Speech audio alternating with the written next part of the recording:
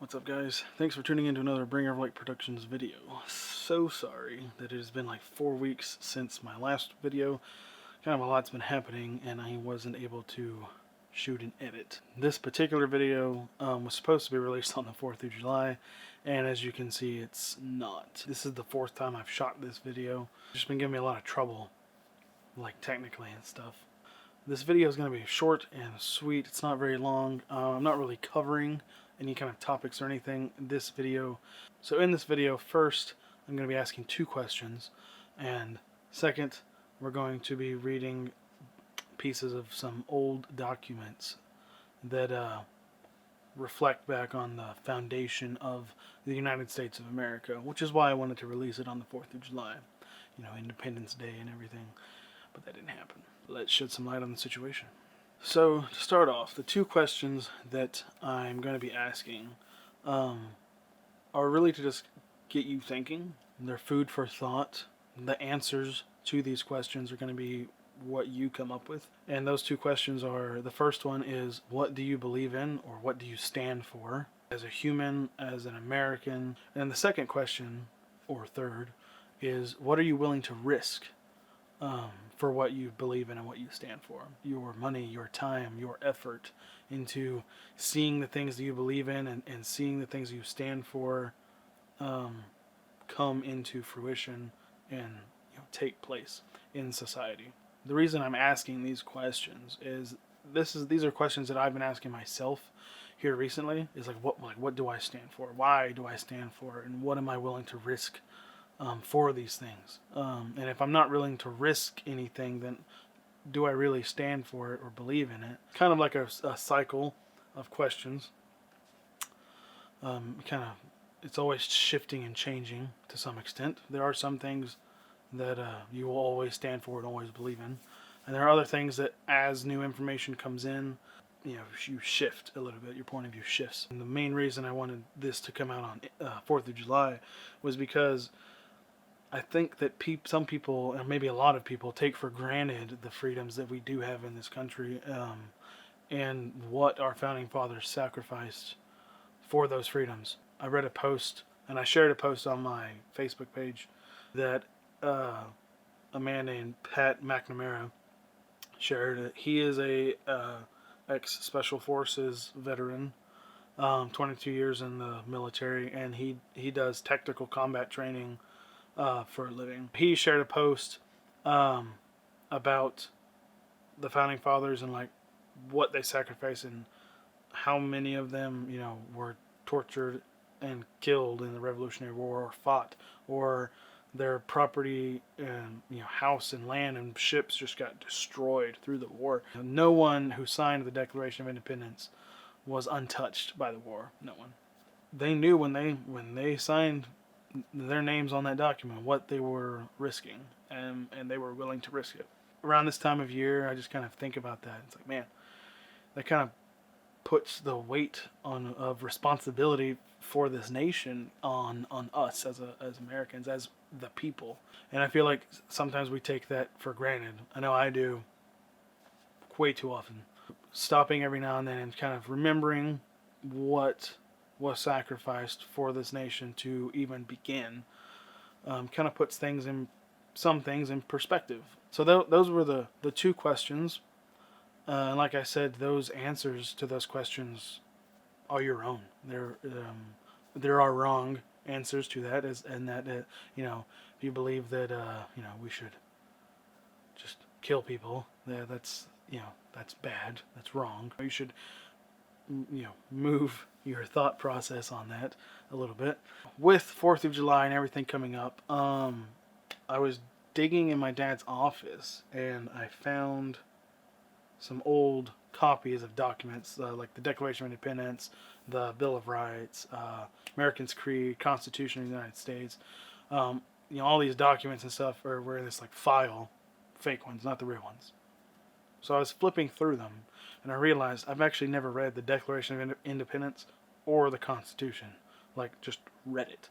So I have no intention of becoming a expert on the Constitution or anything like that, or memorizing the entire Declaration of Independence.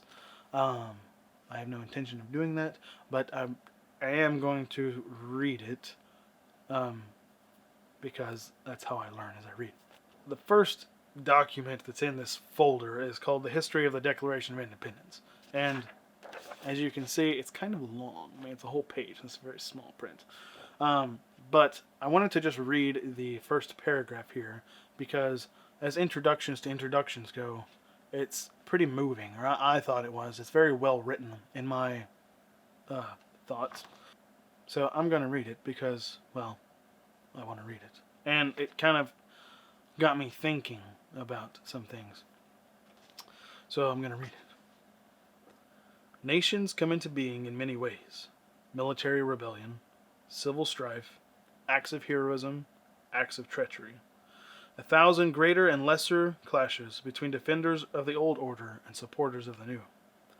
All these occurrences and more have marked the emergences of new nations, large and small. The birth of our own nation included them all. That birth was unique, not only in the immensity of its later impact on the course of world history and the growth of democracy, but also because so many of the threads in our national history run back through time to come together in one place, in one time, and in one document, the Declaration of Independence. And then it goes through and kind of like the events leading up to the signing of the Declaration of Independence and some of the people that helped make that happen. I love just good, solid writing, and so I really liked that because, especially that ending part where it's like it all came together in one, one place, one time, in one document. It's like, ooh, I want to read this document. Like, to me, that's what that makes me think.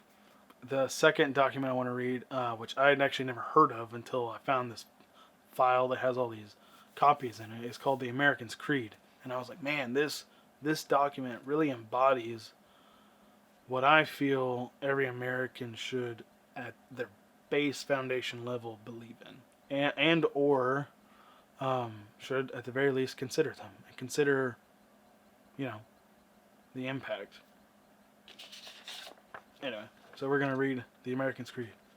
I believe in the United States of America as a government of the people, by the people, for the people, whose just powers are derived from the consent of the governed, a democracy and a republic, a sovereign nation of many sovereign states, a perfect union, one and inseparable, established upon those principles of freedom, equality, justice, and humanity for which American patriots sacrificed their lives and fortunes. And this next part right here is kind of the kicker. And if you don't take anything away from this document other than this next paragraph here, this is the important part.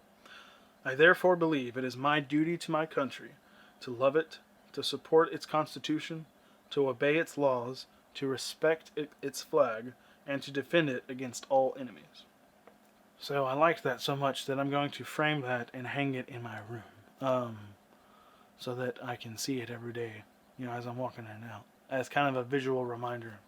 So the point in the American's Creed that sticks out to me is that one phrase, the United States is a sovereign nation of many sovereign states, one and inseparable. And I think we can all agree that the United States right now is not one and inseparable.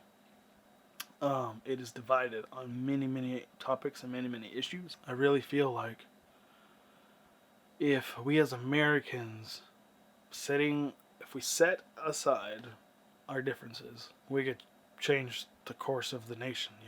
It's going downhill right now, and we could help bring it back up. I think the way we set aside our issues and differences is not by just saying forgive and forget. Let's just leave it where it's at and move on. But it's like, all right, let us come together and let us compromise. When two parties that have differing opinions come together, there has to be compromise in order for them to have a peaceful resolution. There just is.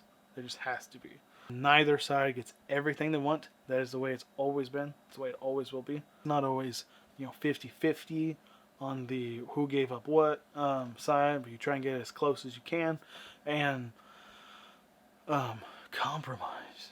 Not compromise your beliefs, not compromise your morals, but compromise some of the things you want. Like, are some of the things you're fighting for absolutely 100% necessary. And if they are, then fight for those.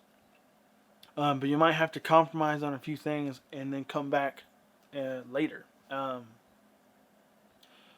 Everything takes time. Nothing's quick. There is no quick fix to anything. Anyway, guys, sorry for rambling. This video, just like I said, short and not sweet maybe, but short and to the point, is really just to get you thinking about what you believe in and why you believe on it. What you believe in, why you believe it, and what are you willing to risk.